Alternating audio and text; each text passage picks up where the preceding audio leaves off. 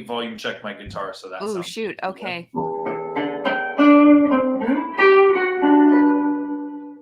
That sounds good to me. Okay. If you're happy, I'm happy.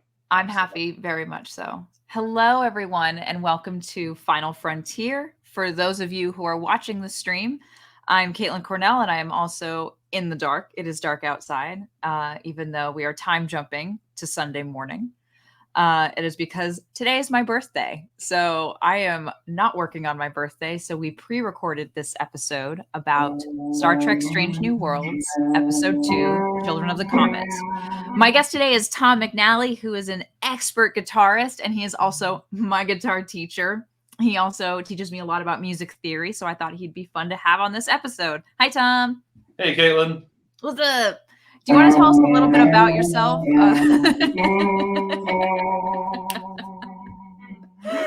Oh, man. I'm going to get a lot of that. Tell us a little bit about yourself and how you got into guitar, into music, and into learning about music theory as a part of you being a guitar player. Ooh.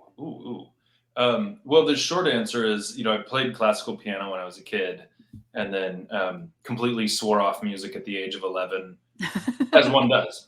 And then, like a month later, a guitar was in my hand, and I was just like, it was like that clouds parting, angels singing type of moment in life where you're just like, right. And then that was going really well for 3 or 4 months. And then I heard Jimi Hendrix. And the first time I heard Hendrix, it was Purple Haze was the very first thing. And it was Are You Experienced? I heard the whole album in one go the first time I heard Hendrix type of thing. But those first couple seconds just of like that sound, everything about that energy and all of just like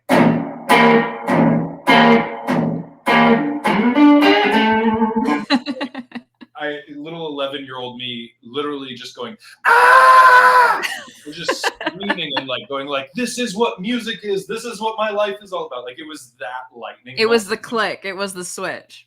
Yeah, and that was it. That like there was no turning back from there.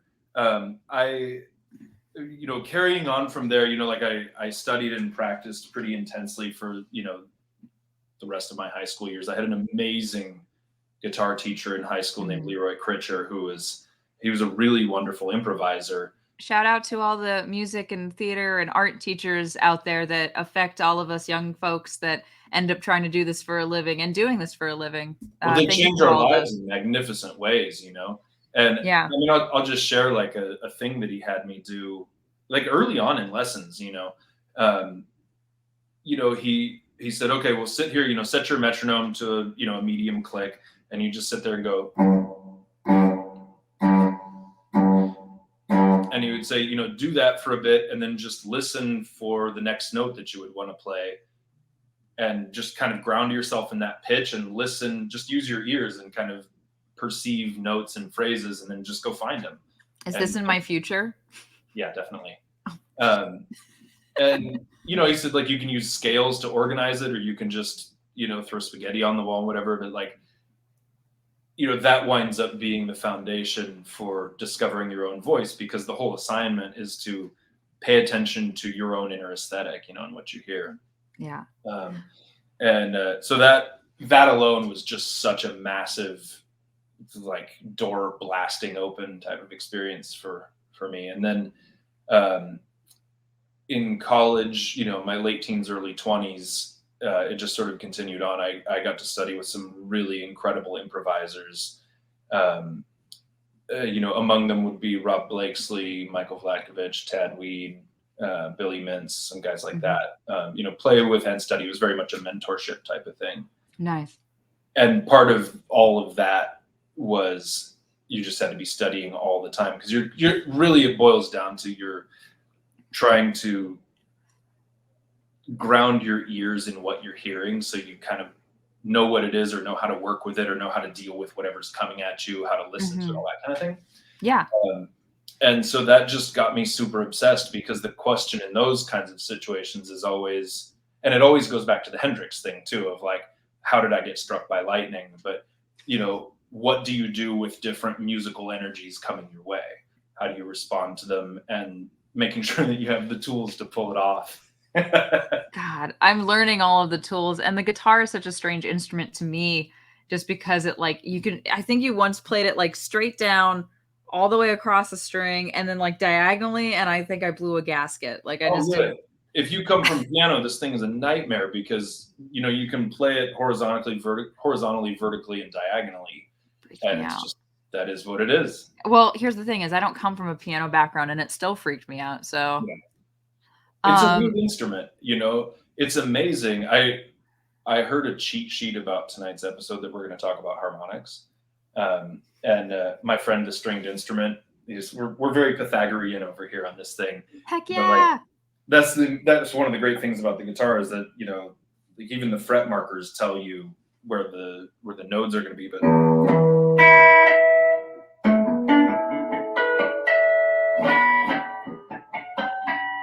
like those are yeah, all partials of each string, that's uh, crazy. and it's just like there's a tight interval, there's a wider one. It's just beautiful what you can do with the math and this little beast. I'm actually really curious what you think because when I sent you the what we're going to talk about, we're talking about Children of the Comet, which is the second episode of Strange New Worlds, and it was you being struck by lightning was Jimi Hendrix, and me being struck by lightning was Star Trek: The Original Series, Mm. and I watched it with my mom all the time, and I'll probably talk about her a lot on this show, but I loved staying up late to like 9. I think it played at like 9 o'clock, and they played 2 episodes back to back on like some old like TV channel that doesn't exist anymore. But it was just nice to like um to stay up with my mom and watch this crew of people that you become really attached to. You just go from world to world to world. And I remember watching Lieutenant Uhura, and there was a couple of episodes where they had her sing. And Nichelle Nichols was a really beautiful vocalist, and they had her sing with Leonard Nimoy, who plays Spock. So Mm. their kind of musical relationship had already been established in a previous show. And it was nice to kind of see the beginnings of this in this episode. And for just a quick recap of the episode, this is their first away mission on Star Trek. This goes back to the old Star Trek away mission scenarios. While on a survey mission, the USS Enterprise discovers a comet is going to strike an inhabited planet. While trying to unlock the comet's secrets, Pike and Number One deal with a group of zealots who want to prevent any interference. And the musical episode that I was talking about is Charlie X, which is where Uhura sings an improvised song with Spock while he plays the lute. This episode, in a story thematic way, and please jump in, Tom, because I know you watched Old Trek a little bit as well. It references for me Close Encounters, with the little kind of 5 notes, da da da da da, yeah, and the way that music as a language is understood, almost interplanetary. Hmm. That anyone can, it kind of assumes that people can figure out a sense of musical communication. Yeah. Um, and then yeah, and I'll never forget the first time. Like I heard it before, but it was like the vocalizing of that 5 note thing in Close Encounters. Like I think that was one of the more powerful moments when it was when it became a chant. Like this, I think they went to like, I don't know where I can't remember where it is from, so I don't want to say it out loud. But it was a whole group of like, it was almost a choir just chanting this note series over and over and over Mm. again. And it was really really powerful. Um, and it was almost like to open a doorway, and it got really stuck in your head. Um, That'll but do this, yeah, that. but the away mission structure is really really cool in Star Trek because it automatically establishes the A story and the B story.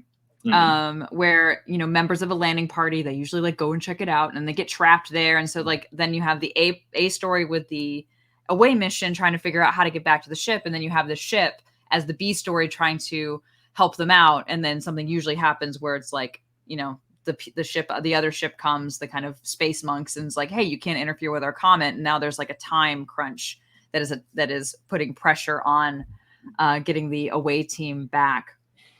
And time crunching is a very good way that Star Trek establishes its own sense of pressure while not being hurried. There's like a tone to this as opposed to other serial shows where it's like once the time crunch hits, and like any other serial that you watch, like it gets really anxiety inducing. And in Star Trek, it's not the case. And I think they kind of harkened back to what a time pressure would be without needing to like solve an issue right away. Yeah. Their pacing is really good.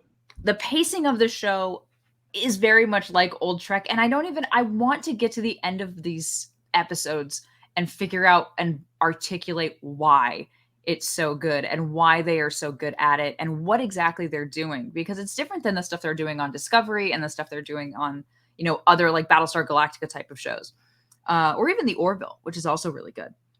But to segue into why this lovely man is here, this is a great example of without adding tension, without adding violence or action, because it is just about the science. It is a good example of science to understand and translate, and to not antagonize the comet, and to just focus on gathering the facts. So you have this away team that is literally just gathering information. It's not trying to attack the thing it's in. It's not trying to pry their way out in any way. They're like, well, we're stuck here. We have all of these symbols around us.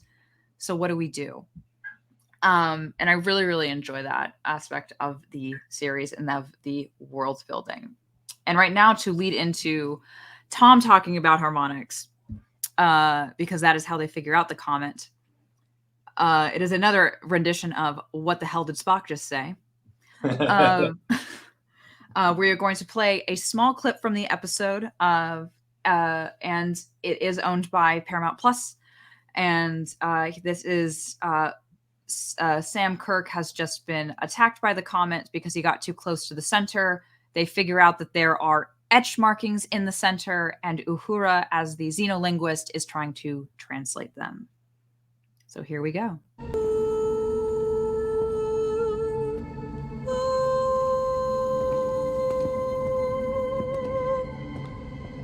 Different pitches elicit different responses. What's the light show? Is it good? The Comet systems seem to be controlled by music. Lieutenant Kirk thought these symbols were a code. Music is just sound waves, which can be represented by numbers. What if the code is harmonics? Someone help me out here. I skipped music class. Harmonics are just the ratios between frequencies. Every note vibrates at a specific frequency. Double that frequency, and you get the same pitch an octave higher. That's the 2 in our code. Triple the frequency and you get a perfect fifth. 5 times the frequency is a major third. The code is a major chord. Why would an alien species write music the way we do? Musical notes are easily derived from math. Vulcans theorize it is their fundamental nature which makes them pleasing to the ear. So, what the hell did Spock just say? He said the music sounds good. I know. I like how, but my favorite part about it is like Vulcans invented first contact, and Vulcans theorize that it is the fundamental mathematical nature that makes it pleasing. It's like Vulcans invented everything in his mind. I like how there's a little bit of like pride, not like it is said or it is theorized. It's like we said it. Yeah, this is the absolute reality. Yeah. I miss Spock. I do love Spock very, very much. And, thank God everyone else does, because we get more of him.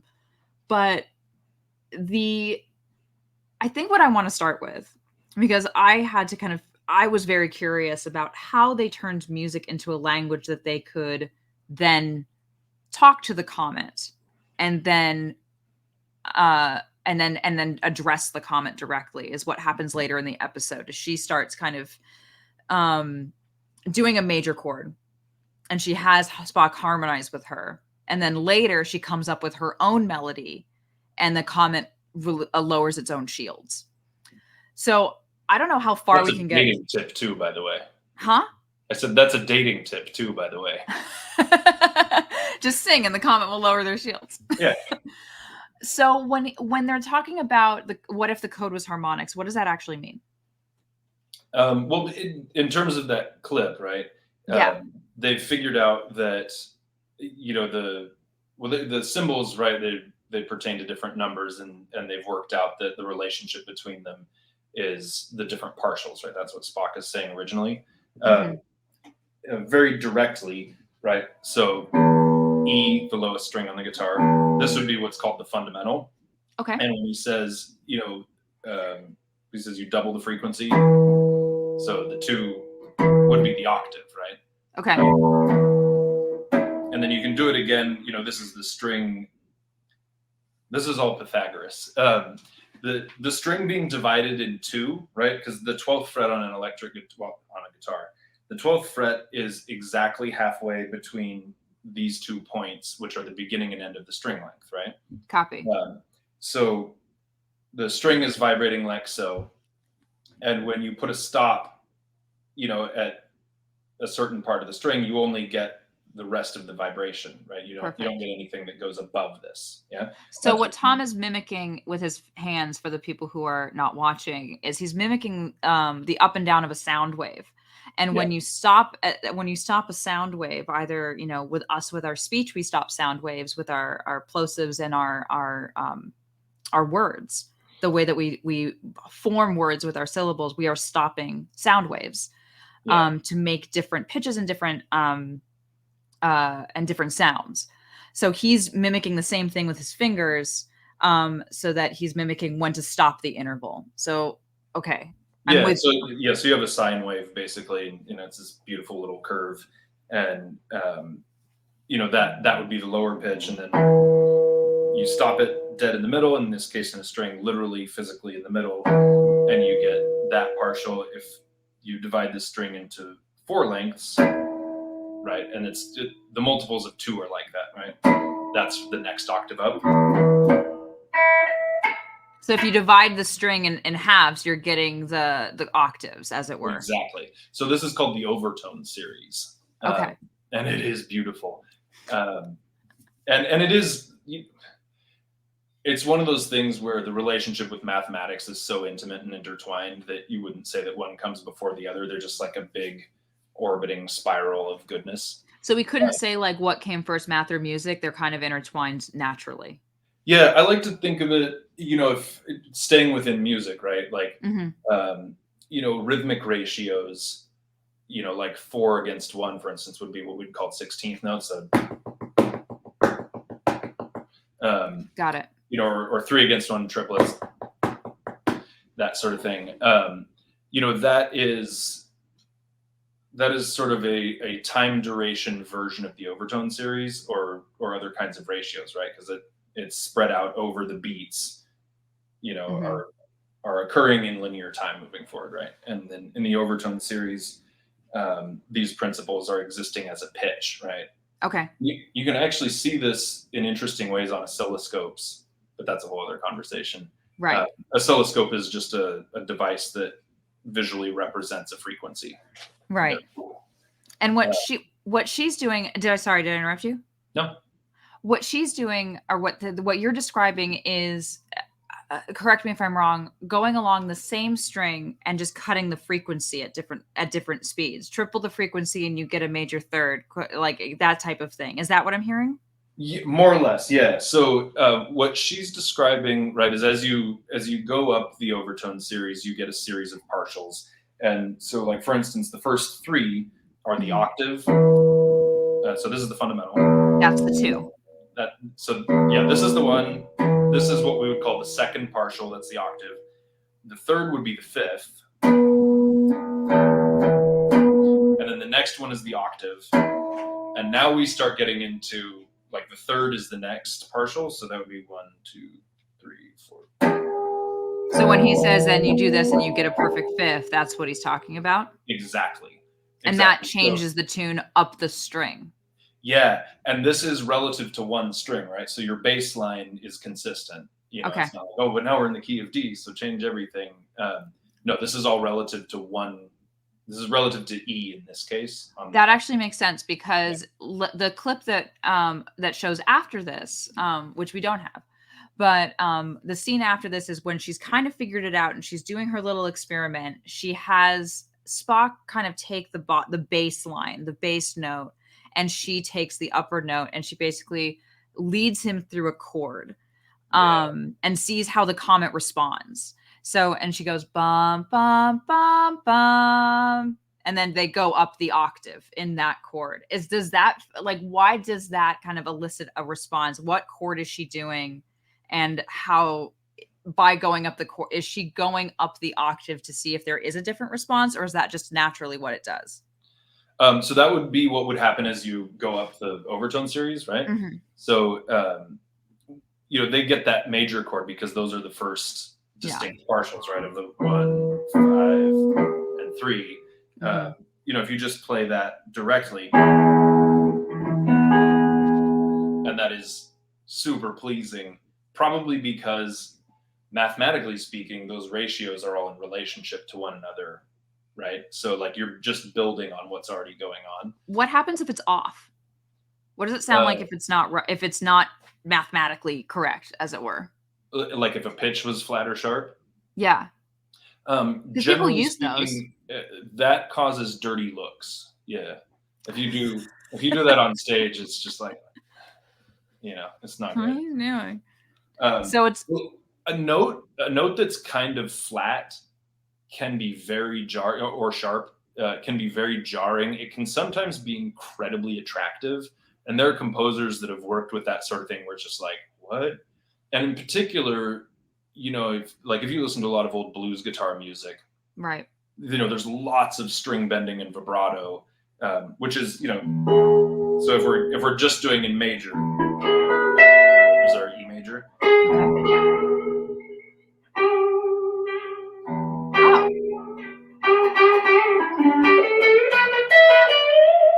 Like there's all that bendy stuff that goes on, and it really takes you from a lot of tension into a lot of release and back. You're in that kind of a thing. Mm-hmm. Left to its own devices, it can just be a curdled milk experience if the notes are just flat. Fortunately, if you're playing on one string and you're just playing up the Overtone series, it'll be consistent because the string.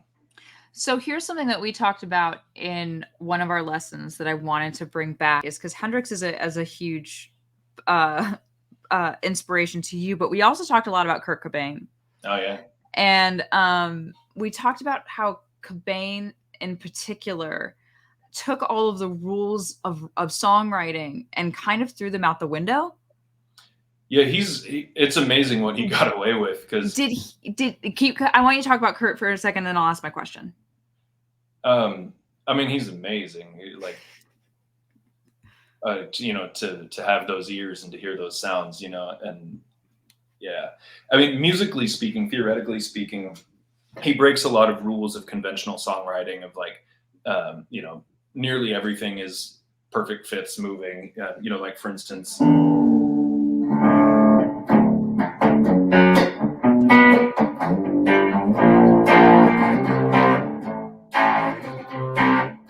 so that's all power chords in like Baroque, classical music, Western music theory, that breaks loads of rules.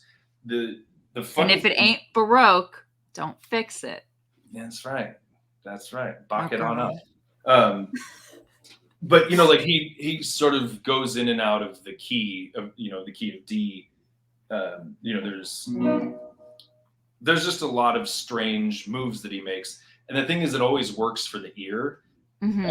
And he's in a funny sort of way, he kind of writes like rock samples. You know what I mean? Like he'll get this 2 or 4 bar hook type of guitar riff going that's just addictive. Like Lithium is that chord progression the entire song. It's like 5 minutes long. How so? It's just cool all the way through. And the only variation is loud and not loud, or clean and dirty, depending on how you want to think about it. Okay. But then there's that, and then there's his like utterly unique, beautiful sense of melody writing, which is super Beatles influenced, but unbelievably his own at the same time. Mm-hmm. That's my short wrap on Kurt. I mean, like, what I wanted to ask you now that we have a foundation is, you know, I think a lot of us know like the four chords that kind of that set most major rock songs or pop songs. Mhm. And we've heard that like, you know, oh, the same four chords and this song is like also in this song, and like we've heard those, you know, musicians just riff off of the same four notes and then cycle through all of the lyrics that match it. And what you're telling me is that Kurt Cobain was very different. And I swear to God, this relates to Star Trek, because was what Kurt Cobain was doing still supported by music theory, even though he was bending the rules? Like, why is it pleasing to the ear still, even though he was twisting the rules a little bit? Because it feels like math and science in particular, especially the Vulcan version of math and science, is very hard to twist and very hard to like put a spin on it. It's like, this sounds good and this doesn't, type of thing. Yeah. Especially when it's as subjective a science as music. I mean, part of it is the old jazz adage that you can't do that until somebody comes along and does that. You know, it's like it certainly breaks Bach's Baroque rules, although Bach sometimes breaks Bach's Baroque rules, you know. Mm-hmm. And I mean, that's just like a component of music theory, you know, that's generally agreed on, because it never takes into account like the French Impressionists who don't follow those rules particularly. But with Kurt, I mean, he just wrote such great songs. You know, like at the end of the day, like the emotional hit of it is just so good. And the way everything is put together.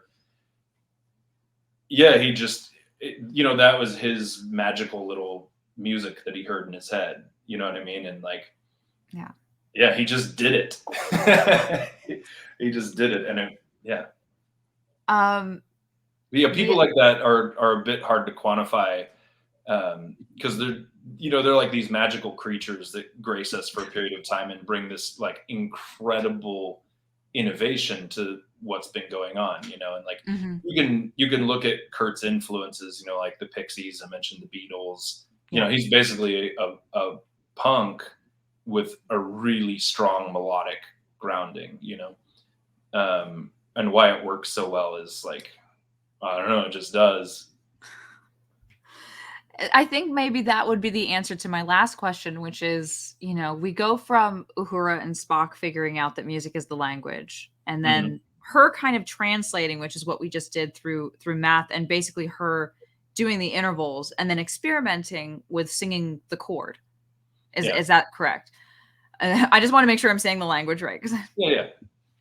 And then what ends up happening is, to negotiate with the Comet to lower the shield, she kind of makes up her own tune, and it somehow works. So based off of the kind of creating the bass line, which is the language, which is, you know, you create like the bass line of any language. You create your foundation and then you kind of extrapolate off of it. Is it possible to create a speakable language out of music like that? I mean, offhand, intuitively, I would say absolutely yes. You know, the voice of Sun Ra in the back of my head, concurring wildly. Yeah, I mean, because the thing is, at the end of the day, the emotional impact is so strong, you know, and it's almost like it's a more direct route. And especially as a jazz musician, as improvisers, you know, we have a legion of stories about telepathic phenomenon on stage. You know, you get into that zone and you kind of dissolve into the whole experience, and like, you know what's going to happen, or you feel it before it happens, or, you know, all that kind of stuff. Or the like people that dance, like the spontaneous dancing, and it keeps going on and on and on and on. And it's just like it's catching. Yeah. And everybody's just kind of synced up with each other. Like your attention is so much on the whole, as opposed to like me. Right. You know, and that attunement alone, you know, it's like if everybody's reaching their hands out that way, then everybody's hands connect, and then you have one unified body functioning as such. Which makes sense, because when the space monks come, which we didn't even get to that part of the story, the Comet's mission was to kind of be a part. A comet is apparently very, very old and has like witnessed many, many worlds and many, many times. So these monks kind of like trail the comet to make sure it's okay. And like, they're kind of like slightly stalking the comet. I think and we're like, really, like, are you really making sure? Are you really seeing if the comet's okay, or are you just like attaching yourself to the comet's coattails, as it were? Because that's like your purpose. Yeah, we don't trust the space monks on this show. But it's more about like the comet. What ends up happening in this story is the comet doesn't impact the planet. Spoiler alert. Because it was never going to. And he actually needed the Enterprise. They actually needed the Enterprise in order to help them avoid it. Right. Allegedly. So what's interesting about what you're saying to me is it's the given that the pathway was connection and the goal was connection. If the away team was supposed to remain on the comet long enough to figure out a way to communicate with each other before they could be sent back, it almost doesn't matter if she communicated properly or not. What matters is that she tried. And then the comet was like, cool. And because all that mattered is that connection was established. And that connection was through music, which is inherently in our minds, and maybe intergalactically, music is a connection point because it is a expression of emotion. And maybe that's what the whole thing was about. It's not having a physical language, but an emotional connection language. Yeah, definitely. And you'll hear like old great musicians will say that in so many ways, often a lot of colorful ways. Like, you know, when I was playing with Ornette Coleman, he would say like the most Yoda thing ever. You know, he would want to play some unbelievably complicated thing, and I would say, oh, okay, well, I'll give it a try. And he'd just go, no, there is no try. There is only doing. And I'm like, yeah, you're right. Are you sure he wasn't Yoda? Yeah. Are you sure he wasn't like, you know, on Dagobah somewhere? Was that the name of his band? Oh no, I'm not sure of that at all. You know, yeah, that he was just amazing. I mean, that guy was an absolute wizard to be around and to play with. That's so cool. Yeah, but it was really true, you know. And he would have exercises when we would play duets together. You know, where he would say, okay, you know, play, you know, 4, 6, 8 notes in a row, like the same pitch. You know, just go like, you know, go for it. Obviously slower than that, but like let the note kind of ring out. And yeah. He would say, you know, each time you play it, I want you to feel and hear whatever the harmonic substructure is, like whatever sounds are happening underneath that, or melodies, and just keep doing that as you're playing those. And he would sit there and like he would just kind of listen to me do that, and then I would do the same thing. He would play the note and I would listen to it, and you just tune into what the other person was hearing but not playing, and then start playing that. And that would be a way that you would start improvising together. And it's like that, you know, that's the practical musical theory. Tuning into the same frequency. Yeah, you're literally people had to line up. Yeah, there's an invisible, inaudible, you know, there's a musical presence in the room that I'm now hearing. And like, you know, who knows the origin of it, right? Like, are you just willing it into existence because you're hearing it? Like, who knows? It doesn't really matter. What matters is I'm listening to you at such an intensity that those things will become perceptible musically. And it's, you know, yeah, it's a totally achievable thing. And it's wild when it starts happening, because you know, well, like, you know, when you're doing that and the other person starts playing what you're hearing in your head, it's a jam session at that point. It's taking the kind of vibe and the beat and like making music together, talking together. And space travel, you know, it's just like you can't believe what you're feeling in the moment where somebody's like so locked in. Yeah, it's not them being locked into you, it's you two being locked into one another, you know, right, and feeding off of one another, and perceiving the same, I don't know, source material, for lack of a better word. Anyway, Star Trek is from the comet. It's amazing, but what's cool about it is that's a kind of the base of Star Trek. And from the last episode from Strange New Worlds, which is the pilot, it was all about communicating, and it was all about, you know, reaching out to one another. And, you know, Star Trek has this, we talked about this the last episode with Kevin Grazier, Star Trek has this radical optimism that is Yeah. ingrained in its source material and in its structure and in its soul, of if we communicate, if we talk, if we debate each other, if we try to agree and disagree with each other and find those places of common ground, a lot of which is music. This actually feels like a natural progression of this season to start with talking and debate to go into music and emotional connection. And I wonder how else they're going to world build off of this now that I have this kind of like, it's in the brain now, it can't get out. Yeah. So it's a good way to kind of talk about fundamental Star Trek and what their goal is through something as connecting as music. Yeah. Thank you so much for talking to me late at night, early in the morning. It's early in the morning. We've all tricked you. Anybody who knows me will know that I am not this articulate early in the morning.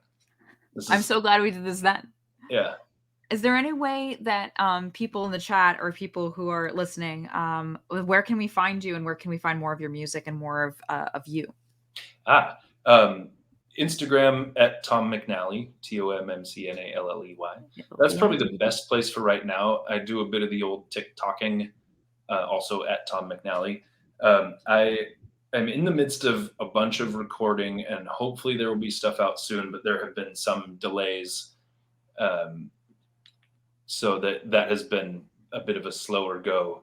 But when it happens, I will Final Frontier Podcast at Final Frontier Pod in the Instagrams and the TikToks and the Twitters.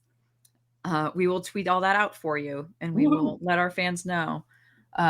Guest Tom McNally is doing some cool schnikes. Yeah. And as Mitch Hedberg said, you can also find me at the store. Well, Final Frontier and Geekscapist, you can find me at Final Frontier Pod, and you can also find me at Cornellable, CORNELLABLE. This has been Final Frontier, and I'm really excited. Thank you so much, Tom, for talking to me about music. And I also feel like this is, because you are also my guitar teacher, this is also in my future. So I'm like, oh God. I'm gonna learn all this. And then the next time we do an episode about music theory, guys, it's gonna be me talking and Tom's gonna be the one hosting. It's gonna be a total role reversal. It's gonna be great. Yeah. Like, so what is going on in this Star Trek episode? Star Trek? And I'll be like, yo. Strum. Yeah. Be like, I got this. I'm just gonna show you guys right now. We got rock this. On. Yeah, we'll get Master of Puppets next time. Because I'm rocking my Eddie Munson t-shirt for those on the chat. You know it. That is all that is all the time we have for this episode. So I will say good night and goodbye to you all. And the next episode will be either the 28th of August, although I might be out of town, so it might be the first week of September. So stay tuned on the Instagram, stay tuned on the Twitter, stay tuned on Geekscape, and we'll see you in the galaxy. See you guys.